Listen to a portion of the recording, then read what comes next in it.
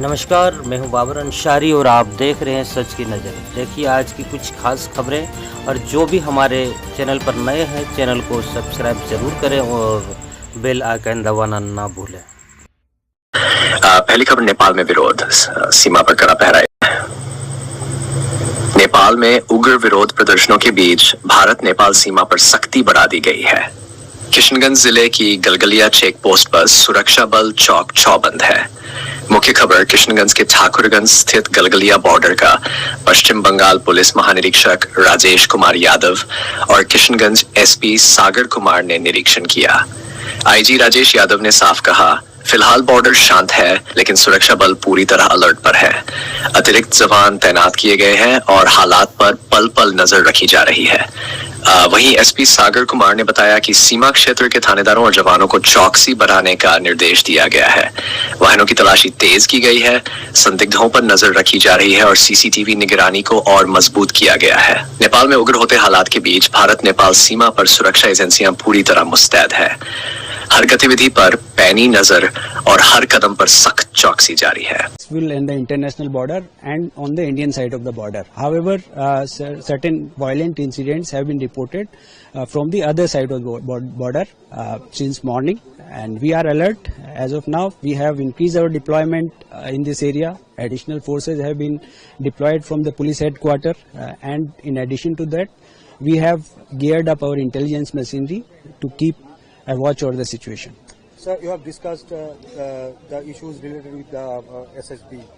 So what informations you have received from them, and what precautions you are taking, since it's very closer, the violence are very closer to the border? Since SSB is the border guarding force, and this meeting was basically to have a very close coordination with the SSB. SSB will be working in close coordination with them, and they have also increased their foot on the ground in this area during this. Okay, and thirdly, sir, the movement is totally restricted right now, right at this moment. So when it will be resumed? Is there any chances? See, as you are aware that the Immigration and Customs Office on the other side of the border has been attacked, and as such, as of now, it is not functioning. So there have been temporary stop of movement in this border, but once it will start, then as per the order of the government, as per the order from the central government, we'll take action. Many Indians stuck in the violence in Nepal. So are you taking any? I think for that you need to ask an appropriate authority for that. Thank you. दूसरी खबर, किशनगंज में NDA विधानसभा चुनाव की आहट और प्रधानमंत्री नरेंद्र मोदी के दौरे से पहले एनडीए ने अपनी राजनीतिक जमीन मजबूत करने की कवायद तेज कर दी है। किशनगंज में आज एनडीए का कार्यकर्ता सम्मेलन हुआ। मुख्य खबर, किशनगंज के दिगंबर जैन भवन में आयोजित इस सम्मेलन में जदयू के राष्ट्रीय कार्यकारी अध्यक्ष और राज्यसभा सांसद संजय जाथा, केंद्रीय मंत्री राजीव रंजन उर्फ ललन सिंह मौजूद रहे।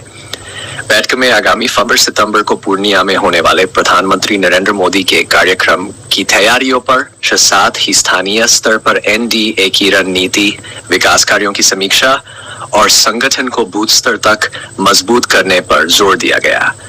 वरिष्ठ नेताओं ने कार्यकर्ताओं से अपील की कि आने वाले विधानसभा चुनाव को ध्यान में रखते हुए सक्रियता और जनसंपर्क को और तेज करें। किशनगंज का यह सम्मेलन एनडीए की चुनावी रणनीति की बड़ी कड़ी माना जा रहा है। पूर्णिया में प्रधानमंत्री की सभा से पहले संगठन में जोश भरने की कवायद अब तेज हो गई है। नरेंद्र मोदी जी और बिहार के मुख्यमंत्री नीतीश कुमार जी 15 को आ रहे हैं। हम आपसे हाथ जोड़ के विनती करते हैं, हाथ जोड़ के आग्रह करते हैं कि सब लोग एकजुट होकर पूर्णिया के जो जीरो माइल है उस पर आइए और प्रधानमंत्री जी को ये लगे कि पूर्णिया के लिए जो हम सौगात लेके आए हैं, पूर्णिया वासी, किशनगंज वासी, अररिया वासी कितने उत्साहित हैं कि मेरे सम्मान में सब लोग और लाखों की संख्या में आए हैं। नीतीश कुमार जी का भी उत्साह बढ़ेगा, प्रधानमंत्री जी का भी उत्साह बढ़ेगा। तो यही आग्रह करते हुए हम अपनी बात समाप्त करते हैं। बहुत बहुत जो तीर छाप है या बीजेपी है, उन्हीं के लोगों के लिए रोड बना है। उस रोड पर तो सब चलते हैं। पहले क्या नहीं रोड था, पहले क्यों नहीं बिजली थी? आज मुख्यमंत्री जी ने 400 से 1100 रुपया कर दिया वृद्धावस्था पेंशन। किया कि नहीं किया, बोलिए आप लोग। किया ना जी? अकाउंट में पैसा आया कि नहीं आया? आया ना अकाउंट में पैसा। तो जो सरकार काम करे, मुख्यमंत्री जी ने फैसला लिया कि अब बिजली 125 यूनिट बिजली फ्री, मतलब 80% बिहार के लोगों को बिजली नहीं का बिल नहीं लगेगा, और जिनको लगेगा वो भी बहुत कम, 125 के बाद जलाएंगे तब। और ये ऐसा बिजली नहीं है कि लालटेन वाला बिजली, ये 24 घंटा बिजली रहता है, ऐसा बिजली 24 घंटा बिजली और बिजली फ्री। सरकार किया कि ध्यान रखना चाहिए कि नहीं चाहिए कि जब जाते हैं वोट देने के लिए, हम लोग तो सब सीट हार गए किशनगंज में, लोकसभा भी हार गए, तो जो भाग गए हम लोग के पार्टी से, पूरा पार्टी लगा था उनके चुनाव में, सारा कुछ पार्टी ने किया। तो काम करे नीतीश कुमार, अपना खून बहाए नीतीश कुमार, अपना जीवन समर्पित कर दे